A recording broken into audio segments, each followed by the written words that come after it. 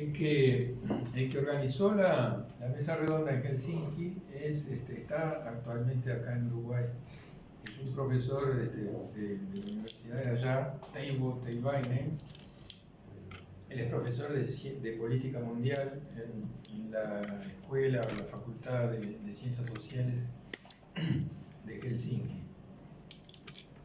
Y eso no quiere decir que Teivainen esté de acuerdo totalmente con nosotros, pero tiene la cabeza abierta, sabe percibir las situaciones y además abrir la discusión, abrir los debates, que las cosas se conozcan y se discutan y bueno, y después se tomen las decisiones, pero por lo menos esa postura, ¿no?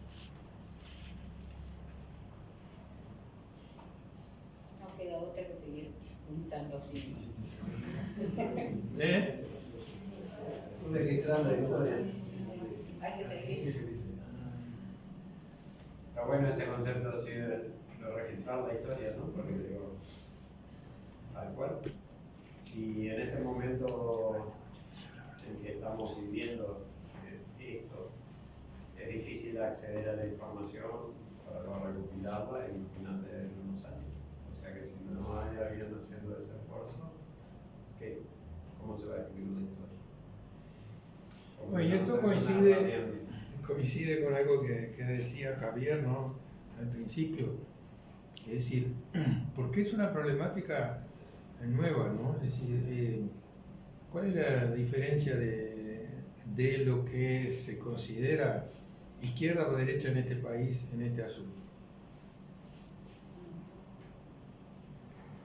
Es decir, La política económica es la misma.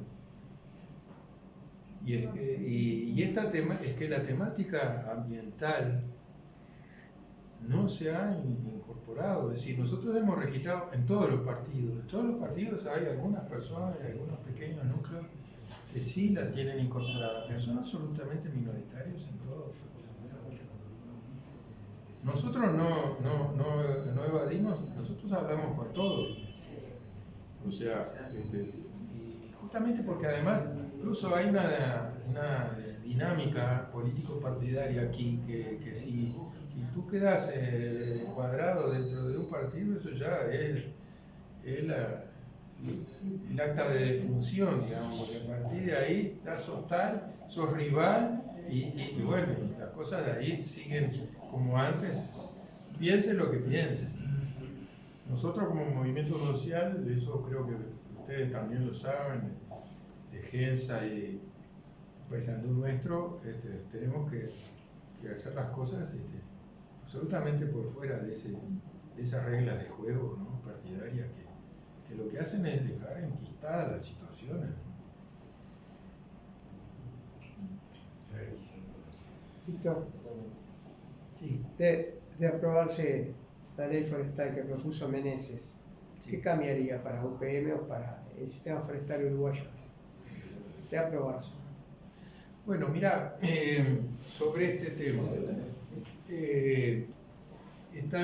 si todos más o menos lo saben, hace 2 años se presentó un proyecto de ley, lo presentó un diputado de Cabildo Abierto, Rafael Meneses, que es un veterinario, un productor rural de Tacuarembó, proponiendo circunscribir la forestación a las áreas de prioridad forestal y establecerle además dentro de esas áreas también un límite. En el proyecto original el límite se establecía a partir del índice CONIAT. El índice CONIAT que se ha usado hasta ahora como un índice de capacidad productiva de los suelos, digamos. Aunque eso ya ha pasado de moda, porque muchas cosas que hace 50, 60 años se consideraba que era un suelo no productivo, las nuevas técnicas han mostrado que sí, puede ser apto para producir alimentos o otras cosas. Teóricamente la ley forestal del año 87 fue dictada en consentimiento, eso también casi que fue por unanimidad, de que esto era una actividad que se incorporaba, que se incentivaba para usar suelos que no eran aptos para otras actividades productivas. El hecho es que, bueno, a raíz de los incentivos y dados por esa ley, la forestación creció geométricamente, se llegó a lo que es actualmente cerca de 1.200.000 hectáreas, pero de ese 1.200.000 hectáreas hay un 30% que está fuera de las zonas definidas de prioridad forestal. Ustedes deben saber, digo, hay casos, o sea, por ejemplo, en Soriano, que son considerados un departamento de las mejores tierras del país, ahí había algunas estancias famosas, Nueva Mele, que producía de todo, ganadería, agricultura, lechería. Bueno, eso está todo forestado, cuando no está forestado es con soja. Entonces, esta ley pretendió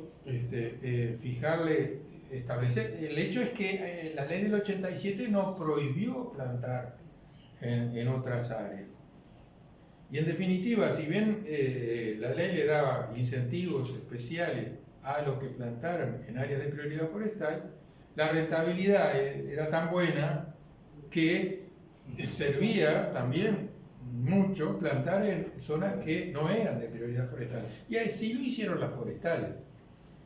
Entonces, este proyecto de ley, por una parte, trataba de circunscribir a eso, ya prohibiendo plantar en áreas que no fueran de prioridad forestal, y además dentro de estas un límite adicional por grado de fertilidad o de capacidad productiva de la tierra.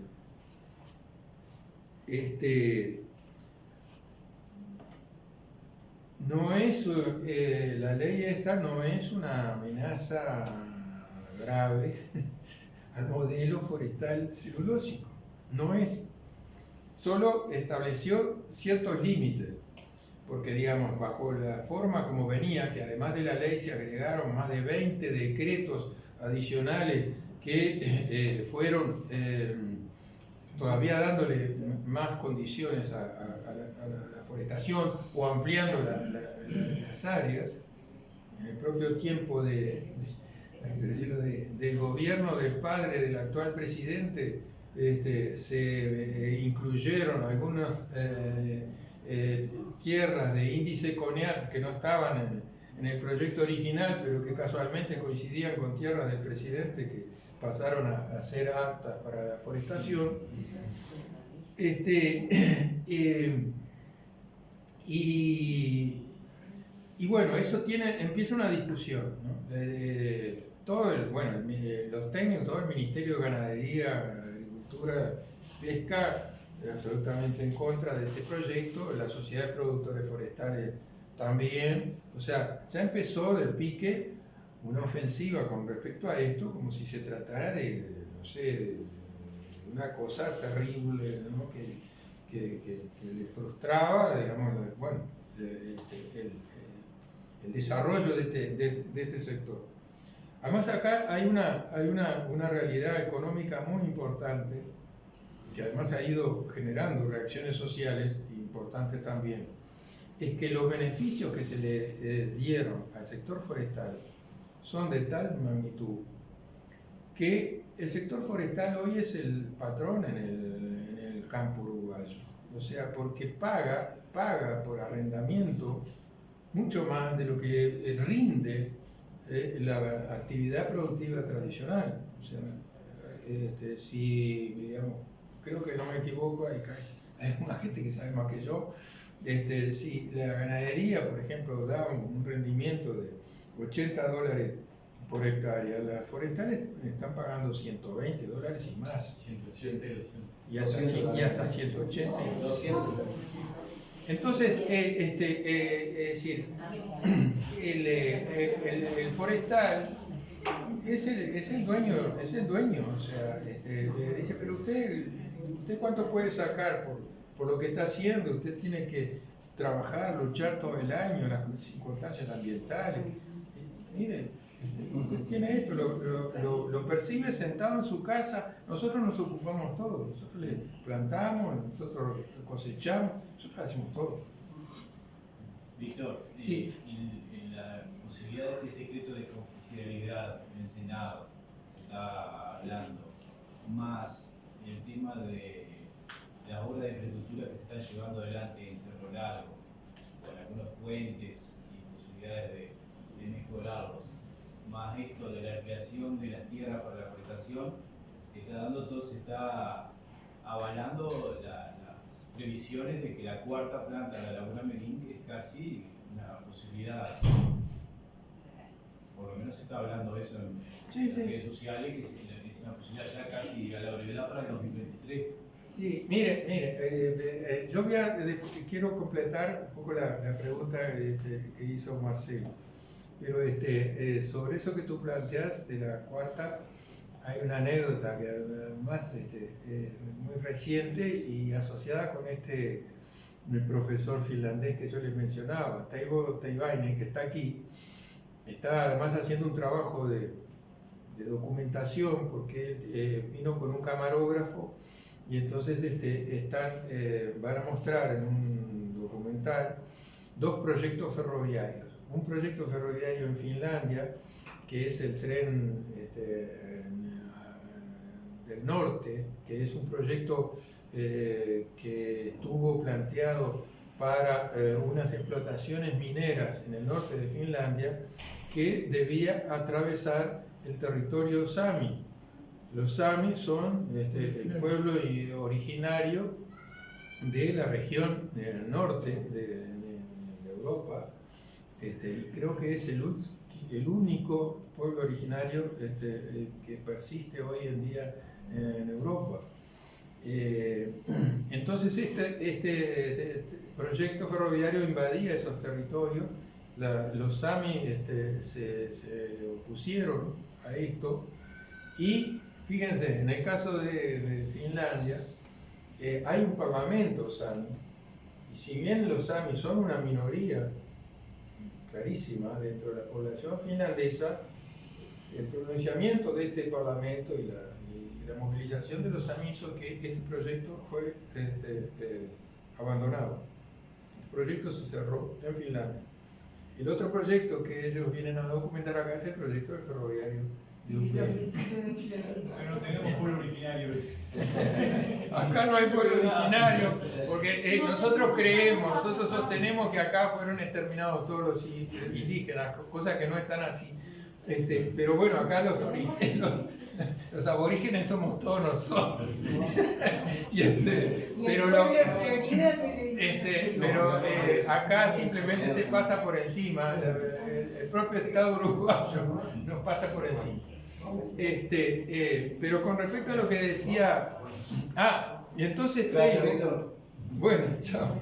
Teivainen se encontró por casualidad con el presidente Lacalle en Punta del Este. Muchas gracias. Y ahí le preguntó a Teivainen, le preguntó a Lacalle Pou qué pasaba si venía una cuarta planta de celulosa. Y Lacalle le dijo, en eso estamos. Eso está grabado, así que eso responde la inquietud allá. Bueno, con respecto al proyecto de ley, por un lado, quiero aclarar, o sea, que nosotros desde el MOVU no consideramos que esto sea una solución total, pero lo consideramos un aspecto positivo que se quisiera ponerle límites a este proceso. Porque además este proceso de implantación de la forestación ha sido el engendro de la mayor concentración y extranjerización de la tierra en Uruguay. Porque acá las inversiones son extranjeras. Las principales empresas forestadoras, aparte de que son la misma de las plantas de celulosa, las otras son fondos de inversión internacional, fondos de pensión, y entonces este proceso ha sido el espacio hábil para esa expansión de la propiedad de la tierra y extranjerización. Y la sociedad de productores forestales es el vehículo, es el intermediario para eso.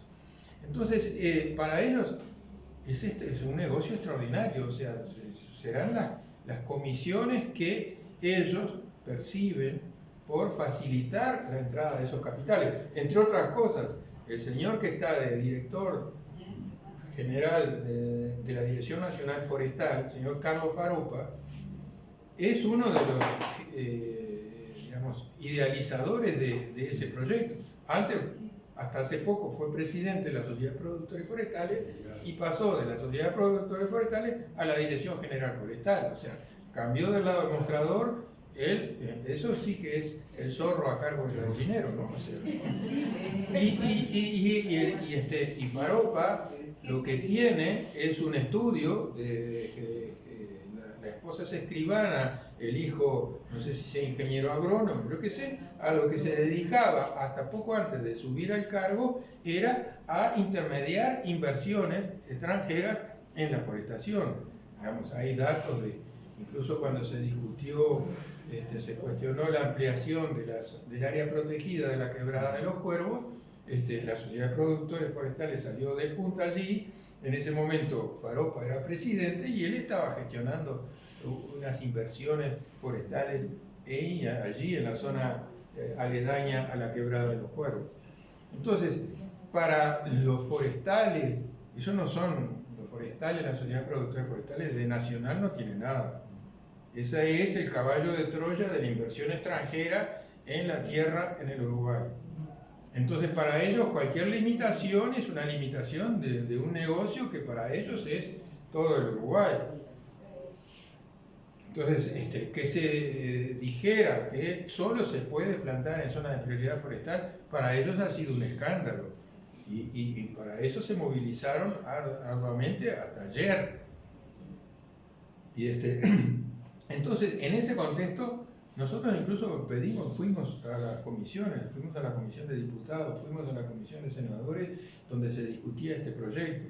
Nosotros dimos nuestro punto de vista y dijimos que, si bien no era lo que nosotros aspirábamos, consideramos que esto era un paso positivo, ponerle esos límites. Después se cambió en la discusión el concepto de que el límite estuviera asociado con el índice CONIAT a un tope en el territorio. Y ahí se definió, es el artículo 2, que solo se pueda forestar hasta el 10%, en total, hasta el 10% del territorio nacional. Es otra forma de ponerle un tope. Fíjense que con la zona de prioridad forestal vigente, solo la zona de prioridad forestal puede llegar a las 4.400.000 hectáreas. O sea, casi 4 veces lo que ya hay hoy. Al establecer el 10% del territorio nacional es 1.600.000 hectáreas. Si están plantadas 1.200.000, quiere decir que todavía esta restricción le daba la posibilidad de plantar 400.000 hectáreas más. Eso incluye por lo menos una planta de celulosa más. Bueno, este fue el drama de la discusión político-partidaria de los últimos 2 años. El proyecto salió en diputados porque allí surgió una alianza inesperada entre Cabildo Abierto y el Frente Amplio y se votó en forma urgente en una sesión en donde no estaba previsto. El escándalo ahí, la sorpresa de los legisladores del Partido Nacional y Partido Colorado fue así, de antología. Y ahora pasó 1 año discutiéndose a rajatabla en el Senado hasta la sesión de ayer, donde se mantuvo el proyecto en esos términos, se votó y ya hoy de tarde, anunciar el veto del presidente de la República. Así que estamos en la misma. Bueno, muchas gracias, Víctor.